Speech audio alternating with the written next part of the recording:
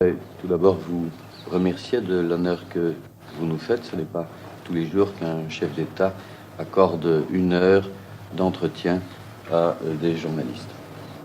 Et puis d'emblée, si vous le voulez bien, dans le sujet, pendant votre congrès, pendant le congrès du mouvement populaire de la Révolution, il était beaucoup question de l'authenticité. On en parle en Belgique depuis pas mal de temps déjà. On sait que les noms des rues ont été souvent changés, à Kinshasa et dans les autres villes du Zaïre. On a enlevé des statues aussi. On a changé les prénoms. Est-ce que vous pourriez expliquer le pourquoi de cela? C'est facile à expliquer, Monsieur François, parce que l'authenticité, c'est quoi? D'abord, pour nos Zaïrois, c'est une question de dignité.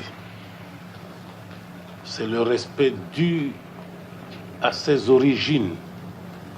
Le Belge, pour moi, doit être un authentique. Le Français doit l'être aussi. Tout comme l'Anglais, l'Italien. Chaque peuple doit respecter ses origines. Je crois que c'est vraiment clair. Et ça nous permet à nous aussi, je vous le dis sans complexe, mais nous devons, nous autres anciens colonisés, nous décomplexer aussi avec cela. Éviter tout ce qui nous a été légué, qui me paraît à moi franchement être une espèce de coloration. Tant qu'à faire, Monsieur le Président, on peut dire que les Zaïrois aujourd'hui recherchent leur personnalité et qu'ils préfèrent le prénom d'un de leurs ancêtres que de s'appeler comme il y a quelques années être ce Émile Zola, par exemple. Être ce qu'ils sont, tels qu'ils sont, mais pas comme on voudrait qu'ils soient. C'est tout, c'est ça l'authenticité. Est-ce qu'à travers l'authenticité, Monsieur le Président, je vais un peu enchaîner. Vous avez fait allusion aux prénoms. Mais les prénoms, comme vous le savez, c'était des noms propres de certaines personnes qui ont vécu comme vous et moi dans ce monde. Et l'Église catholique elle-même baptisait comment? Pendant plus de 1000 ans. On venait trouver n'importe qui. Mobutu, je te baptise au nom du Père et du Fils et du Saint-Esprit. François, je te baptise au nom du Père et du Fils et du Saint-Esprit. Ce n'est qu'après plus de 1000 ans d'existence que l'Église a trouvé que certaines de ces personnes auxquelles je fais allusion ici se sont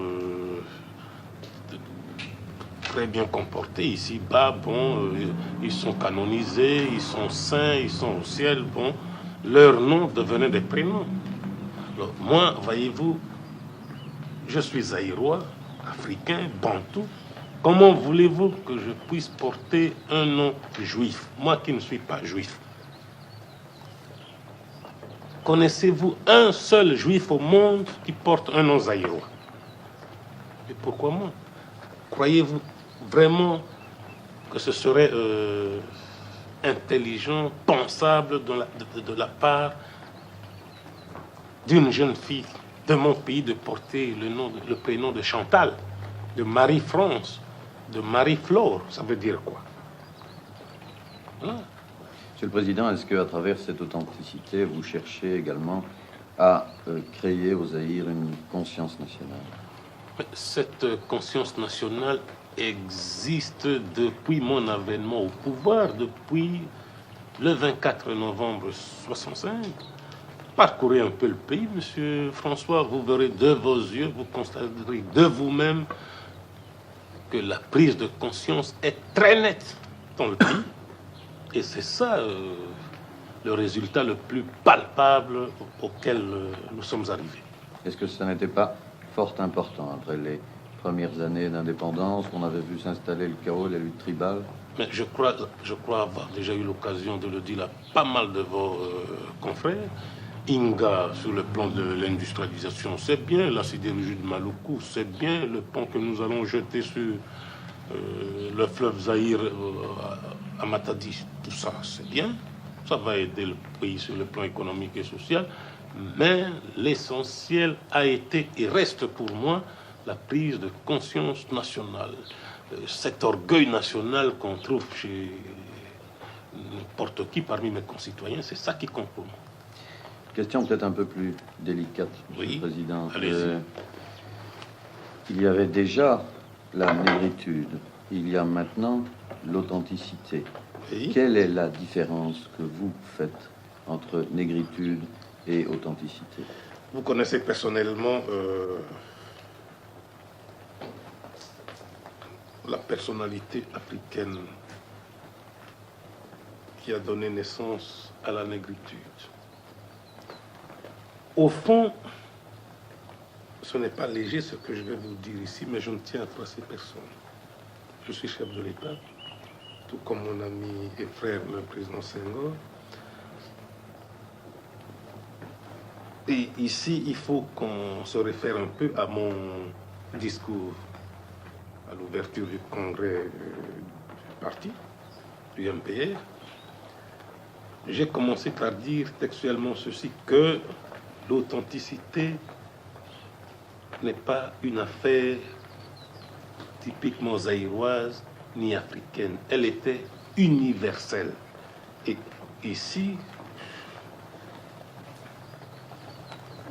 dès la première question, vous avez abordé ce problème d'authenticité. Je vous ai dit que le Belge devait, lui, aussi être un authentique, comme le Français, l'Italien, le Canadien. Alors, vous voyez, la négritude vise le mot nègre, donc un groupe bien donné. Et limité à un groupe racial. Voilà. Et pendant ce temps, les choses étant ce qu'elles sont, l'Afrique n'est pas habitée seulement par des nègres. Prenez nos amis et frères nord-africains, ce sont des Africains. Ils sont là où ils sont. Comment voulez-vous, dans le contexte actuel, parler de la négritude?